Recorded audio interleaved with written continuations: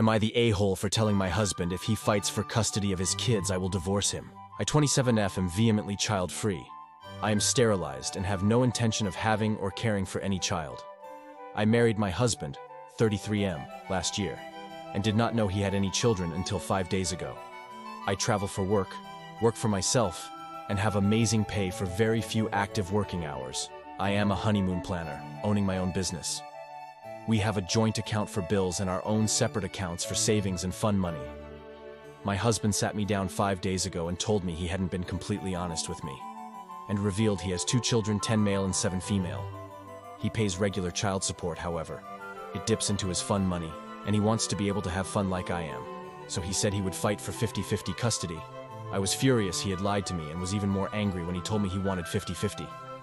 He works 12 16-hour shifts as a nurse, and that would mean I would have to take care of the children when I'm not working or are working from home. I told him if he fights for custody, I will leave him. We have a prenup, so a divorce will be rather simple. I get 100% of my business, all of my savings and fun money, and the house, as I inherited it from my grandmother.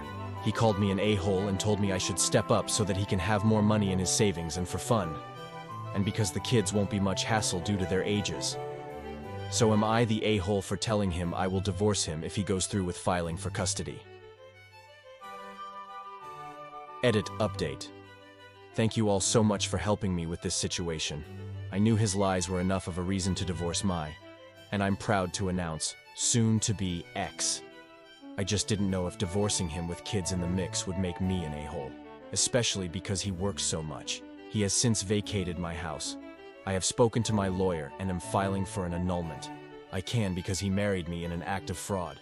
The AMA protects me as it was a fraudulent marriage. Thank you all once again. AITA for breaking my promise to my wife to take care of her Down syndrome daughter. I, 55 male, just lost my wife, 56 female, to cancer. My late wife's entire life was about her 30-year-old daughter, who suffers from Down syndrome and has never and will never have the ability to live independently. Nor will she ever have the ability to ever exercise any real amount of emotional impulse control.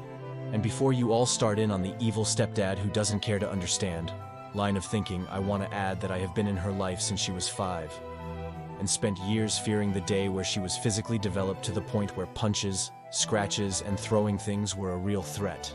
Once that happened, all of my wife's friends stopped visiting our house. One of them even said that her uncle deals with vicious dogs for a living and she feels safer around his workplace than at our house. I many times have ended up needing to go to the doctors for the crime of sitting in the same room as my stepdaughter and having her attempt to pound my head in, throw a heavy object at me, or trying to choke me after I'd fallen asleep. My late wife was the only one who could reliably calm her down. When we started using caregivers for my stepdaughter after my wife was diagnosed, they would be asking me whether I could enlighten them on a better way to explain things to my stepdaughter when she was going ballistic. When even they, who were used to explaining things to people who just didn't get things, were still struggling and asking for insight.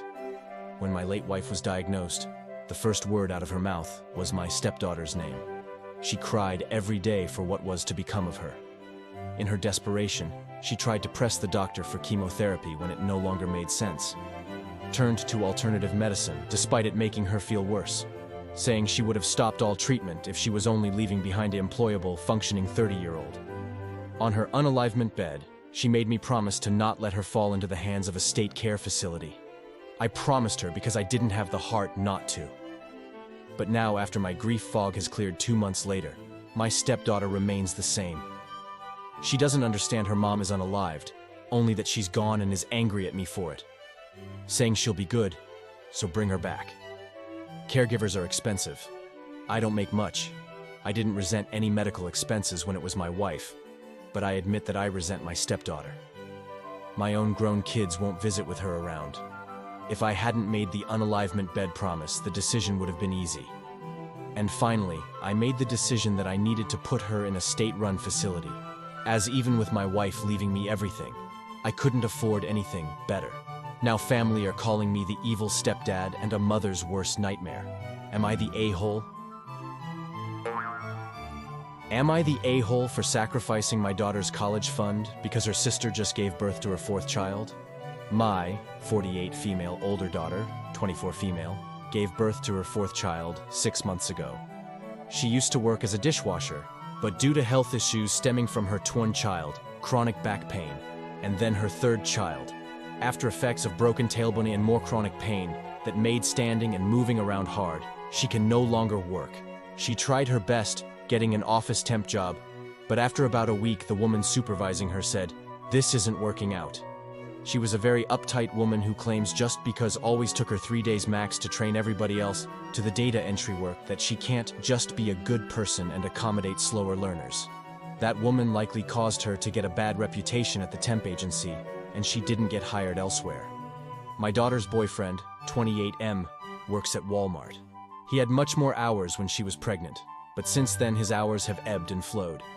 He said he will take a day in the future to look for jobs, but it's the holidays and he's busy with family. I feel a lot of empathy for my daughter and her boyfriend and wish I could help them out more, but I myself am a single mom working for a nursing home, where I struggle to get full-time hours, and my ex ran up a lot of debt in both our names and is now living in another country. My younger daughter, 17 female, has a college fund. The amount in it would be enough to pay a large amount of a 2-year community college tuition, given the scholarships, grants she would likely get. She's applied to 4-year universities with the understanding that she'd be taking out loans and working, so she's deciding between 4 years and community college. The other shoe dropped after my older daughter's landlord found out that they were having her boyfriend's brother and girlfriend living in their 1 bedroom in exchange for them helping with the rent, and they got evicted. My daughter agrees it was wrong to lie to the landlord, and both parents are depressed because her boyfriend got a job offer 1 state away and they would have to move from their support network. They came to me asking for help so they could have more time to find financial stability here. I was torn, but seeing my grandkids, I knew my duty was to care for the most vulnerable in the family. So I will be making calls to liquidate my daughter's college fund, saying yes to understanding the penalties, and told my daughter this. She got very cold and said, You always brag about having a good memory. I hope you remember this moment then." She has not spoken to me since. Spent Thanksgiving inquiring with family friends to see if hospitals are keen to hire college students for kitchen or reception or anything. Made some cryptic posts about how she hopes she'll be grateful one day that she won't have the privilege of studying anything outside of something technical because she needs something where she'll always be able to find a job in. Am I the a-hole? Am I the a-hole for showing up to my boyfriend's house to a family dinner in lingerie? My boyfriend, 35, and I, 29, have been dating for 6 months. On Friday night we made plans to have a night in. I was going to go over. We planned on making dinner together, watch movies, and I was to spend the night. On Thursday, I had some holiday shopping to do. While shopping after work and saw some cute lingerie, I thought I'd surprise my boyfriend with it on Friday night, so I bought it. Friday after work, I took a shower, did my hair, makeup, and got dressed. It's pretty cold where we live, so I put on some knee-high boots, the lingerie, and a knee-length coat, only LOL, and headed to my boyfriend's apartment. He gave me a key recently, so I used it to get in since he knew I was coming over and had plans together. To my surprise, when I got there, he was not alone. His mom was in from out of state. This was my first time meeting her. My boyfriend and his mom kept telling me to take off my jacket, but I couldn't because all I was wearing was lingerie. After I couldn't say no any longer, the only thing I could come up with was asking my boyfriend if he could give me my sweats I keep at his apartment because I was so cold. When we got into his room, he asked me why I was being so weird about my jacket and why I wouldn't take it off. When I told him, he busted out laughing. I did as well, to be fair. He told me he was sorry about his mom, but she came in out of state on a surprise visit. After recovering from the laughter, my boyfriend, well being a guy, said, "Can I at least see it before you change?" I let him, because that was the whole point. He walked over to kiss me while he was kissing me. His mom opened the door and lost it. She started calling me a hoe and screaming about me ducking her son in her face. My boyfriend was angry and started yelling at her as well about her being unfair and not knocking on the door before opening it. Needless to say, meeting her went terribly. My boyfriend kicked his mom out, and I feel so bad about the whole thing. So am I the a-hole?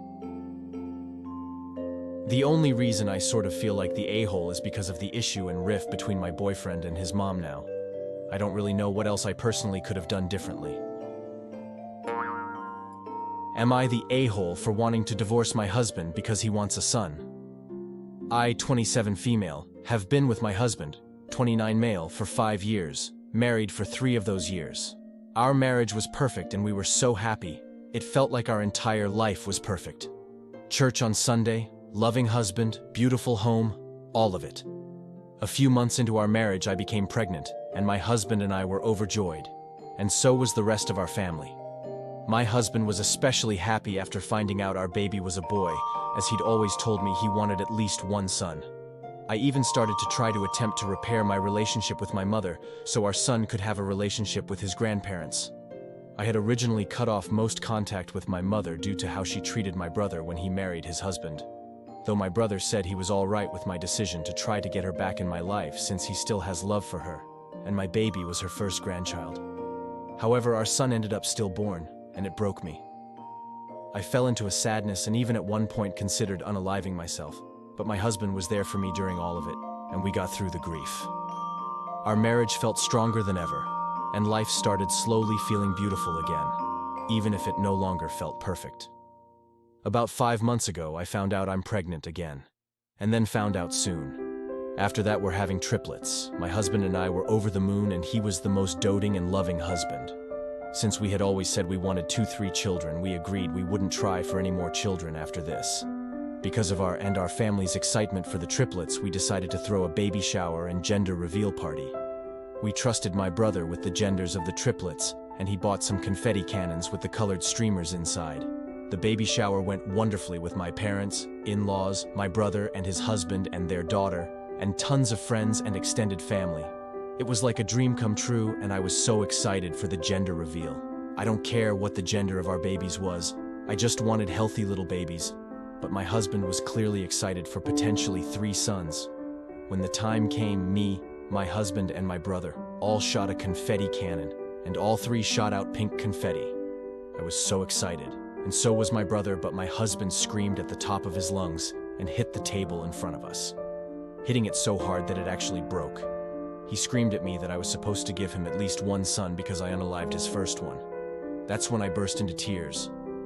I had been so broken up about our son's stillbirth, and a part of me had felt it was my fault, and now he, my husband, was the love of my life, telling me that it was. My brother immediately stepped in and tried to get my husband to calm down, but my husband shoved my brother, so my brother instead pulled me inside, where I cried in the living room, while my husband's mother tried to calm him down. I could hear him screaming outside about how 3 daughters is too many, how he doesn't want 4 kids, but he also wants a son. Ever since that moment, my husband has hardly talked to me. He's been sleeping in the guest room, and when we do interact, he's clearly upset and mad and tries to argue with me. I tried to talk to him about it and asked about how he'll be with our 3 daughters, but he spat at me and told me he will provide them shelter and food, but he isn't interested in daughters and doesn't plan to have a close relationship with them. That sealed the deal, that I want to divorce him, and I cried myself to sleep last night.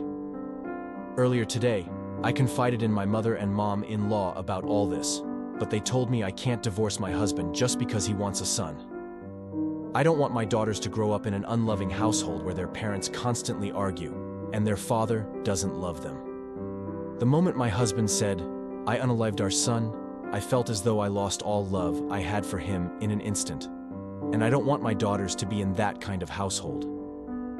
However, both my mom and mom-in-law say it's just natural for men to want sons, and that at least he isn't saying he'll mistreat them.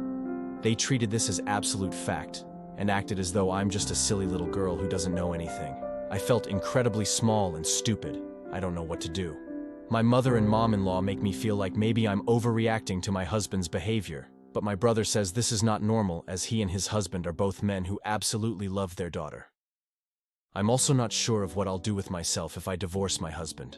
I don't work, and I'm not sure how I'll be able to find a job that can support me and 3 babies all on my own, or how I'll make time for all of them when I have to work. I feel so lost and helpless. I'm torn on what to do because I worry divorce will be too brash of a decision, and that maybe my mother and mom-in-law are right. Am I the a-hole? What should I do? I, 33 male, will be divorcing my wife, 31 female, because she feels it's dangerous for me to be around our child, female, 2 months old. My wife always complains about how clumsy I am. I do drop things by accident when my hand hits it unknowingly, and so I do agree with her.